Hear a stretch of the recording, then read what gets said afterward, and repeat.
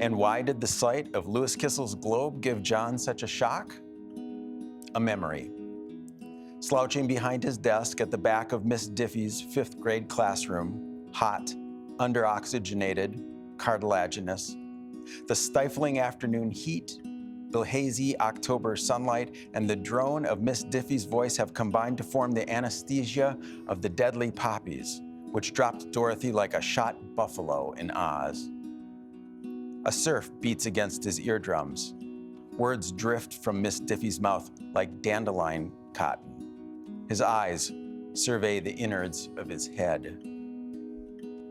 Through the simple act of standing at her desk and reading aloud, Miss Diffie can halt time. It is 6 minutes past 2 o'clock, and it has been every time he's looked for the past hour. Now John is drowning, slipping beneath the waves of an Atlantic of lassitude, wishing something, anything would happen worth swimming another stroke for. Prospects? Not good. Miss Diffie intends to read aloud every single word of The Legend of Sleepy Hollow, having announced that the narrative never fails to awaken her students' imaginations. The tale itself isn't bad. Timid schoolmaster, headless horseman, etc. Marvelous, in fact, but John has read it for himself already.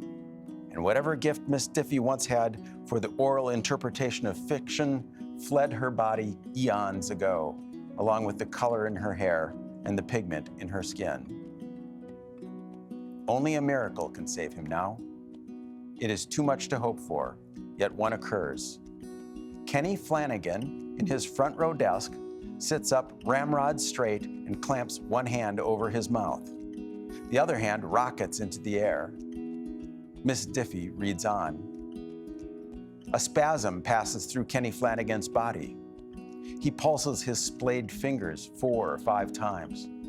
Miss Diffie reads on.